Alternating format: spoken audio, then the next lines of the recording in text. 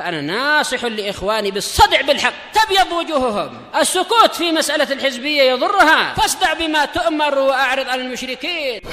سلامي على دماج ورجالها والشيخ يحيى ودار العلم يا سعد بانيها. بسم الله الرحمن الرحيم. الحمد لله الذي أرسل رسوله بالهدى ودين الحق ليظهره على الدين كله وكفى بالله شهيدا. أشهد أن لا إله إلا الله وحده لا شريك له إقرارا به وتوحيدا، وأشهد أن محمدا عبده ورسوله صلى الله عليه وعلى آله وسلم تسليما مزيدا لا نبي بعده. إخواني في الدين أعزني wa a'azzakumullahu jami'an wa barakallahu fikum. Sebelum kita melanjutkan bacaan berikutnya terhadap kitab Adab wa Akhlaq Thalabil Ilm, seperti biasanya hadis yang terakhir kita baca distorkan terlebih dahulu. Barakallahu fikum, tafadhalu.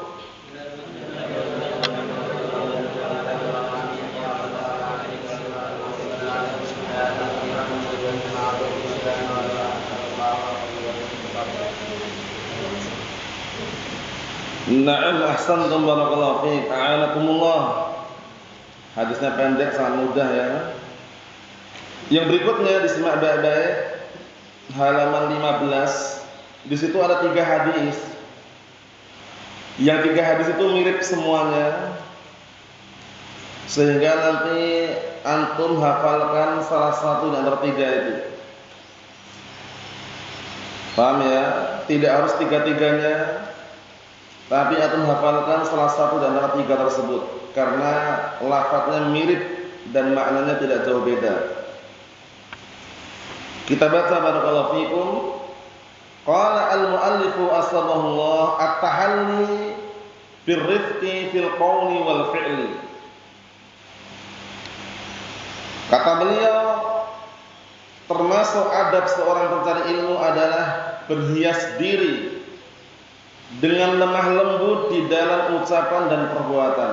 At-tahalli itu berhias diri. Jadi seorang pencari ilmu hendaknya berhias diri dengan lemah lembut di dalam ucapan dan perbuatannya. Karena di dalam berdakwah ilallah azza wa jalla, kalau seseorang menempuh cara yang keras, bengis di awal permulaan, itu tidak tepat. Memaksa kehendak orang lain dengan cara yang frontal atau yang keras, itu semuanya bukan inti di awal permulaan dakwah. Tapi di awal permulaan dakwah dengan cara lemah lembut terlebih dahulu. Hal ini sebagaimana perkataan Allah Subhanahu wa taala di dalam Al-Qur'an Karim, ud'u ila sabili rabbika bil hikmah wal mau'izatil hasanah wajadilhum billati hiya ahsan. Diurutkan. Pertama kali kata Allah Subhanahu wa taala, serulah, berdakwalah kepada jalan Rabbmu dengan cara hikmah. Hikmah itu adalah meletakkan sesuatu pada tempatnya. Wad'u syai'i fi mawdi'ihi. Wad'u syai'in fi mawdi'ihi. Meletakkan sesuatu pada tempatnya, itu namanya hikmah. Jadi kita berdakwah dengan cara hikmah. Hikmah itu meletakkan sesuatu pada tempatnya, dilihat. Orang yang didakwah itu orang awam, orang kampung yang belum kenal sunnah, atau orang yang sudah paham sunnah, itu beda. Kemudian ketika kita mengajarkan dakwah terjun di masyarakat, pertama kali apa yang kita dakwakan itu perlu tahu juga. Kalau antum terjun dakwah di masyarakat misalkan, awal kali antum dakwah, antum ajarkan ilmu usul misalkan, pening kepalanya. Antum ajarkan ilmu mustalah, mumet sirahnya nanti. Ya kan? Antum ajarkan Alfiyah Ibnu Malik misalkan, mumet juga. Tapi dilihat keadaannya. Kalau santri cocok memang usul fikih, itu diajarkan. Tapi kalau di kampung, di masyarakat, antum ajar usul fikih, bubar.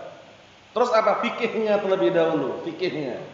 Baik tata cara sholat, wudu, tata cara qada'il hajah yang benar bagaimana, fikihnya.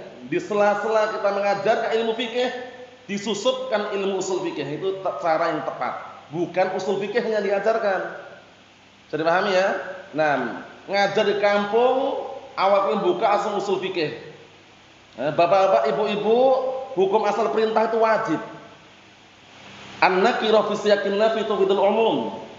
Isim nakirah berada di konteks peniadaan berikan faedah umum. Bingung mereka. Ya kan? Tapi diajarkan fikih. Fikih itu ma'ruf ya, mungkin Bulughul Maram, Umdatul Ahkam. Setelah itu baru disusupkan ilmu usulnya di dalamnya. Itu berarti dikenal dengan apa? Nam barakallahu fik al-ilm bima yad'u ilaih. Mengilmui dengan apa dia akan berdakwah. Sudah pahami ya? Dengan cara hikmah tidak mempan, langkah berikutnya wal mau'izatul hasanah. Dengan nasihat yang baik, masih nasihat. Nasihat yang baik, yang bagus, yang halus. Ternyata orangnya ngeyel, nolak, bantah, bangkang, tapi belum paham. Ya biasanya kan orang ada tipe-tipe seperti itu kan di kampung-kampung itu ya. Ngeyel, nolak, bantah, bangkang, tapi belum paham. Tipe yang ketiga tadi pakai langkah berikutnya wajadilhum billati hiya ahsan. Nah, ini cara yang agak keras ini. Dan debatlah mereka dengan cara yang terbaik. Berarti kan keras. Karena langkah pertama yang halus, lembut, kemudian nasihat yang halus, lembut, enggak mempan. Cara yang ketiga wajadilhum billati hiya ahsan. Dan debatlah mereka dengan cara yang ahsan, yang paling terbaik. Perdebatan yang terbaik bukan debat kusir. Debat kusir itu debat yang tidak ada ujungnya, tidak ada akhirnya. Ya cuman debat itu aja. Enggak ada selesai-selesainya. Dikenal dengan tawilud dail qalilu an-nail. Ekornya panjang, hasilnya nihil, enggak ada. Paham ya? Nah, terus bagaimana kalau dengan cara yang ketiga enggak mempan? Biasanya yang tidak menerima dakwah sahihah itu ada beberapa kemungkinan. Pertama, sudah terkena syubhat di pikiran mereka sehingga sangat sulit untuk menerima dakwah. Yang kedua, kebodohan masih ada pada diri mereka sehingga ada yang modelnya masa bodoh. Paham ya? Di masa itu memang sengaja dia pokoknya seperti ini, enggak menerima dalil dia. Yang seperti itu bagaimana? Sebagaimana perkataan Allah Subhanahu wa taala, "Wa idza khatabahumul jahilun qalu salama." Apabila orang bodoh, orang dungu ngajak bicara, assalamualaikum. Karena dinasihati ngayalnya. Dalil dia tolak, hujjah dia campakkan, ya kan? Nasihat dia belakangkan, enggak nerima lagi sudah. Naam. Itu cara-cara di dalam berdakwah. Antum perhatikan. Awal permulaan Rasulullah SAW mendakwakan agama Islam dengan cara paling halus loh. Pamannya yang menolak pun Abu Thalib, beliau masih berusaha untuk melembutkan, melunakkan hatinya. Kemudian juga keluarga yang lainnya. Nah, dengan berbagai macam cara beliau tidak pernah membalas dengan kekerasan. Beliau pernah dilempar kotoran manusia, bayangkan. Paham ya? Dilempar batu, dipukul hingga berdarah, beliau tetap sabar. Masya Allah, itu barakallahu fiik, metode cara di dalam berdakwah. Kemudian ayat yang berikutnya, perkataan Allah Subhanahu wa taala, "Wa la tujadilu ahlal kitab illa billati hiya ahsan, illa alladziina dzalamu minhum." Dan jangan kalian mendebat ahlul kitab. Ahlul kitab itu siapa? Al-Yahud wa Nasara. Karena al-Yahud wa Nasara itu seringnya ngeyel. Hujjah dia campakkan, dalil dia tolak, argumen pun dia sampingkan, dia enggak ngambil. Orang Yahud ilmu punya, amalan tidak mau. Orang Nasara beramal tanpa ilmu. Mafhum? Naam. Kemudian apa lafaznya? Illa billati hiya ahsan. Wala tujadilu ahlal kitab illa billati hiya ahsan. Janganlah kalian mendebat ahlul kitab kecuali dengan cara yang terbaik. Perdebatan yang terbaik apa? Yang disebut para ulama, li'idharil haqqi wa ibtalil batil. Untuk menampakkan al-haq dan menghancurkan kebatilan. Setelah nampak al-haq, kebatilan telah padam secara zahir, sudah. Tugas kita sampai di situ saja. Maksa kehendak orang lain bukan termasuk ciri khas agama Islam ini. Apalagi ciri khas dakwah Ahlussunnah, bukan maksa kehendak orang lain. Tugas mereka hanya menyampaikan, lasta alaihim bimusaitir. Kamu tidak akan bisa menguasai hati mereka. Laisa alaika hudahum, bukan di tanganmu hidayah mereka. Innaka la tahdi man ahbabta walakinallaha yahdi man yasha. Sesungguhnya engkau tidak akan mampu memberikan hidayah kepada orang yang kau cintai. Akan tapi Allah lah yang akan memberikan hidayah kepada siapapun yang Allah Ta'ala kehendaki. Tapi kita wajib berdakwah walaupun satu ayat. Balighu anni walau ayah. Sampaikanlah dariku walaupun satu ayat, bayangkan. Nah, kemudian ayat yang berikutnya berkata Allah Subhanahu wa taala, "Fa bi rahmatin minallah lintalahum walau kunta faddan ghalidal qalb lang faddu min haulik." Artinya apa? Allah Subhanahu wa taala menyatakan fa bi rahmatin minallah, maka dengan sebab rahmat kasih sayang dari Allah Subhanahu wa taala lintalahum, kamu akan berlemah lembut terhadap mereka. Lemah lembut terlebih dahulu. Kenapa kalau berdakwah harus lemah lembut? Walau kunta faddan ghalidal qalb, kalau seandainya kamu itu bengis, sangar, keras hatinya, lang faddu min haulik, niscaya mereka akan lari dari sekelilingmu. Orang berdakwah tenang, sampaikan apa adanya. Qala Allah qala Rasul, ini halal ini haram, ini sunnah ini bid'ah, ini tauhid syirik, terima alhamdulillah, enggak terima sabar. Nabi Nuh alaihissalam berdakwah berapa tahun? 950 tahun. 1000 tahun kurang 50 tahun, bayangkan itu. Itu beliau sabarnya luar biasa loh ya. Dakwahnya itu bukan 1 jam 2 jam, lailan wa nahara, siang dan malam, sirran wa jihara, secara sembunyi-sembunyi dan terang-terangan, kurang apa lagi. Setiap kali diajak mereka menggeleng-geleng kepala, menutupkan jari-jari mereka ke telinga. Allahul musta'an. Tapi beliau bersabar. Sampai-sampai karena kuatnya, kokohnya beliau dalam megang agama, para ulama mempermisalkan orang yang berpegang teguh dengan sunnah bagaikan apa? Orang yang berada di atas perahu Nabi Nuh alaihissalam. As-sunnah safinatu Nuhin, man raqibaha naja wa man takhalafa anha gharik. Sunnah itu bagaikan perahu Nabi Nuh alaihissalam. Barang siapa yang naik di atas perahu tersebut dia akan selamat, dan barang siapa yang berpaling dari perahu tersebut dia akan tenggelam. Itu ibaratnya apa? Ibarat orang yang berpegang teguh di atas sunnah. Mafhum? Naam. Jadi ayat tadi itu yang sudah kami sebutkan, hukum asal berdakwah lemah lembut. Dengan cara yang lembut terlebih dahulu, dinasehati. Kemudian kalau ternyata mereka keras, menolak, membangkang, ada cara yang berikutnya, perdebatan yang terbaik. Kalau tetap muayal, tidak mau menerima, solusi yang terakhir, assalamualaikum. Jangan dilayani sudah. Melayani orang yang nolak hujah itu capek. Paham ya? Apalagi mendebat orang-orang yang pecandu rokok. Ya kan? Dinasihati rokok haram Pak, nanti membunuh. Rokok itu adalah pembunuh berdarah dingin, musuh dalam selimut, ngayal juga ya. Dibungkusnya aja ada tulisan rokok membunuh, masih ngayal. Ya kan? Nah, barakallahu fiik, Allahul musta'an. Karena apa kira-kira kok masih ngayal? Karena masih ada pabriknya. Iya enggak? Pabriknya masih ada. Coba pabriknya berhenti, enggak produksi rokok misalkan.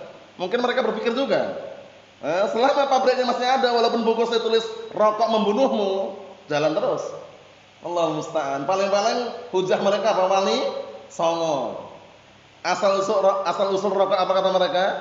Di Samsu 2, 3, 4. 2 salat subuh, 3 salat maghrib, 4 itu rakaat isya, zuhur, asar katanya. Perintis pertama kali wali songo. Allahul musta'an. Udah parah kalau itu. Enggak terima hujah, enggak terima dalil, alasannya wali songo. Dan belum tentu benar. Wali songo yang mereka sangka itu siapa belum tentu benar juga. Allahul musta'an. Kita baca hadisnya. An Jarir ibn Abdullah radhiyallahu anhu qala Rasulullah sallallahu alaihi wasallam, man hurrima rifqa hurrimal khaira Au man yuhramir rifqa yuhramil khaira. Rawahu Muslimun. Masyaallah. Ini yang pertama ya.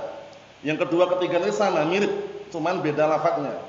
Ya, beda-beda tipis saja bedanya, cuman maknanya hampir sama.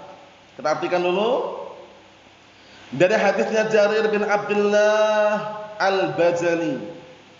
Paham ya? Nah, Jarir bin Abdullah Al-Bajali, ma'ruf dengan nama Jarir ibn Abdullah Al-Bajali. Beliau ini Allah Ta'ala karuniai wajah yang sangat tampan dan rupawan. Sampai-sampai dikenal dengan apa? Yusuf hadil ummah. Yusuf hadil ummah. Yusufnya umat ini Jarir bin Abdullah Al-Bajali. Ini dikondisikan ya, karena kadang-kala yang namanya para sahabat itu nama-namanya kadang ada julukan gelar. Paham ya? Seperti Abu Bakar As-Siddiq, ya kan? Ali bin Abi Thalib Haidarah, Umar bin Khattab Al-Faruq. Nah, Jarir bin Abdullah Al-Bajali, paham ya? Ini dikenal dengan Yusuf hadil ummah. Yusufnya umat ini. Mafhum? Naam. Qala, beliau berkata, telah bersabda Rasulullah SAW, man hurimar rifqa hurimal khaira. Barang siapa yang diharamkan lemah lembut, barang siapa yang diharamkan kelemah lembutan, hurimal khaira, maka diharamkan juga kebaikan. Karena di balik kelemah lembutan itu ada kebaikan. Paham ya? Nah, di balik kelemah lembutan ada kebaikan. Sesuatu kalau diawali dengan kekerasan, itu biasanya tidak akan melahirkan kebaikan. Tapi diawali dengan lemah lembut terlebih dahulu, itu nanti akan melahirkan suatu kebaikan dengan seizin Allah Subhanahu wa taala. Kita lihat berikutnya, au man yuhramir rifqa yuhramil khair. Sama, cuman bedanya pertama fi'il madhi, kedua fi'il mudhari'. Riwayatnya ini sama, cuman mungkin perawinya pakai lafaz au ini imma keraguannya muncul di seorang perawi. Artinya sama.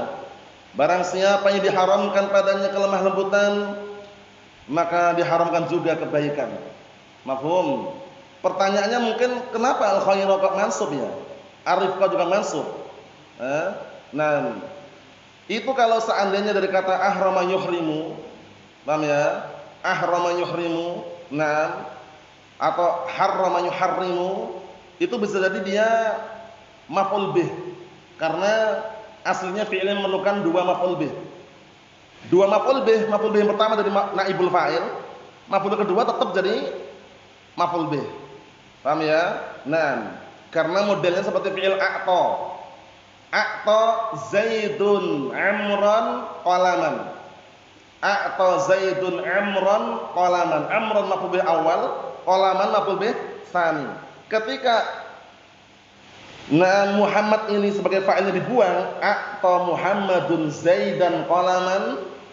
Muhammad dibuang, jadi u'tiya Zaidun qalaman.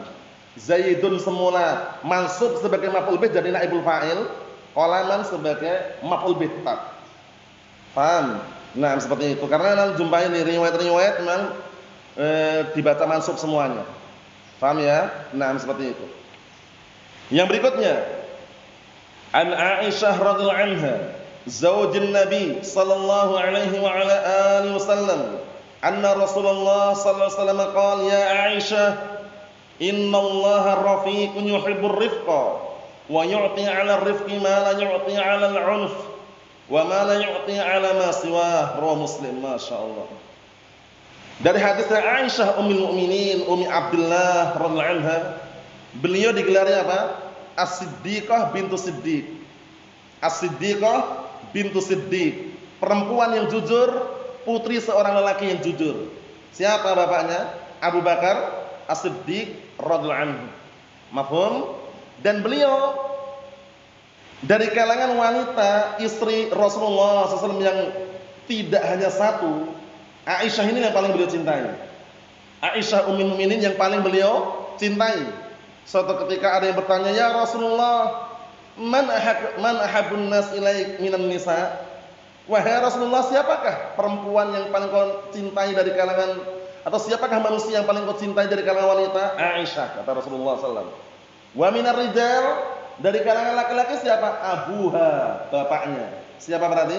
Abu Bakar As-Siddiq radhiyallahu anhu. Mafhum? Itu pun Allah telah takdirkan tidak memiliki apa? Keturunan. Semua istri Rasulullah SAW dinikahi tidak ada yang dalam keadaan gadis kecuali Aisyah Ummul Mukminin radhiyallahu anha. Dinikahi usia 6 tahun, dukhulnya ketika usia 9 tahun. Mafhum? Semua keturunan Rasulullah SAW dari istri beliau Khadijah bintu Khuwailid, dan dari seorang budak wanita yang dihadiahkan kepada Rasulullah SAW, Maria Al-Qibtiyah, itu aja. Mafhum? Naam. Itu sekedar selingan seputar Aisyah radhiyallahu anha. Kita lihat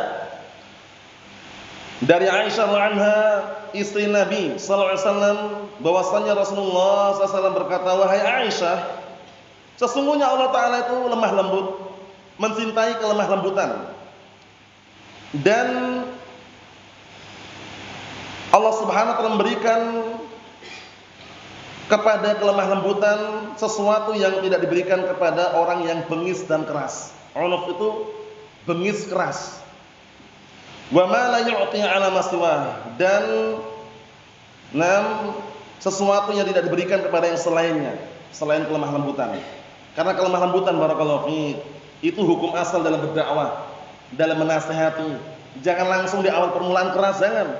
Dinasihati dulu dengan cara yang terbaik, lembut, tegas setelahnya, keras paling terakhir. Setelah enggak terima, sabar. Enggak ada paksaan. La ikraha fid din, enggak ada paksaan. Mafhum? Hanya menyampaikan tugas kita. Yang terakhir, an Aisyah radhiyallahu anha, zaujin Nabi sallallahu alaihi wa ala alihi wasallam, 'anin Nabi sallallahu alaihi wa ala alihi wasallam qala, "Inna rifqa la yakunu fi syai'in illa zanah, wa la yunza'u min syai'in illa syanah." Rawahu Muslimun. Ana artikan dari Aisyah radhiyallahu anha, Ummi Abdullah ummul mukminin, istri Nabi SAW. Di sini ada faedah, zaujun itu kadang diartikan suami, kadang juga bisa diartikan istri. Di sini antum kalau artikan suami keliru, karena Aisyah wanita, otomatis istri gitu loh. Kalau yang kita pelajari kan zaujun suami, zaujatun istri, ya enggak? Tapi di sini lihat zaujin Nabi. Ini enggak mungkin antum artikan suaminya Nabi. Tapi bagaimana istri Nabi SAW, sehingga zaujun kadang bisa digunakan untuk istri atau suami, tergantung konteks dan siaknya. Mafhum? Naam. Karena di sini enggak mungkin antum artikan suami kan? Istri Nabi SAW. Dari Rasulullah SAW beliau bersabda, sesungguhnya ar-rifqa, kelemah lembutan, la yakunu fi syai'in, tidaklah ada pada sesuatu illa zanah, melainkan akan memperindah sesuatu tersebut. Zanah, memperindah, memperbagus artinya. Paham ya? Jadi kalau ada kelemah lembutan di situ, itu biasanya apa? Akan ada keindahan di balik kelemah lembutan. Mafhum? Naam. Wala yunza'u min syai'in illa syanah, dan tidaklah kelemah lembutan dicabut, dihilangkan dari sesuatu, melainkan akan apa? Syanah, akan memperburuk, memperjelek sesuatu tersebut. Syanah, memperburuk, memperjelek sesuatu tersebut. Paham ya? Ini hukum asal. Hukum asal dalam berdakwah itu dengan cara lemah lembut, dengan cara barakallahu fiik yang halus, dengan cara yang barakallahu fiik penuh dengan kelembutan. Adapun langkah-langkah berikutnya seperti tegas, keras, itu setelahnya. Kemudian solusi yang terakhir, kalau sudah dengan cara yang keras, tegas pun enggak nerima, sabar, enggak ada paksaan. Jangan didatangi di rumahnya kemudian ente harus ikut dakwah salafiyah. Kalau tidak, tak pukul misalkan, jangan. Itu bukan dakwah Ahlus Sunnah wal Jamaah. Dakwah Ahlus Sunnah wal Jamaah itu dakwah yang tenang, santai, tapi tidak berseberangan dengan Al-Qur'an dan As-Sunnah. Paham? Di saat dia tegas, tegas. Di saat dia harus pelan-pelan. Paham ya? Kemudian tidak sampai memungkam mulutnya. Ingat-ingat ya, lembutnya di dalam berdakwah bukan berarti mulutnya terbungkam untuk menyuarakan kebenaran, bukan. Tetap suarakan kebenaran. Jangan gara-gara fulus, gara-gara uang, gara-gara amplop muhsinin, mulutnya terbungkam, enggak mau bicara al-haq, jangan, itu keliru. Paham ya? Itu kelirunya orang yang apa? Menyandarkan rezekinya, ekonominya kepada muhsinin. kepada fa'ilul khair. Paham ya? Fa'ilul khair muhsinun, kita berhusnudzan, berbaik sangka dengan mereka, semoga mereka dapat hidayah yang belum dapat hidayah. Tapi mulutnya diam dari menyuarakan kebenaran gara-gara amplop atau fulus, jangan. Tetap suarakan al-haq. Qala Allah qala Rasul, halal haram, sunnah bid'ah, tauhid syirik, taat maksiat, seperti itu. Jelaskan apa adanya. Qulil haqqa walau kana murran. Jadi lemah lembut di sini hukum asal. Paham ya? Kadang tegas, na'am. Keras pun ada juga. Cuman setelah metode yang terakhir dengan keras pun tetap nolak, ngeyel, bantah, bangkang, bandel. Assalamualaikum. Jangan dipaksa. Sampaikan apa adanya. Selebihnya doakan agar mendapatkan hidayah. Wallahu a'lam bishawab. Assalamualaikum warahmatullahi wabarakatuh. Walhamdulillahirabbil alamin.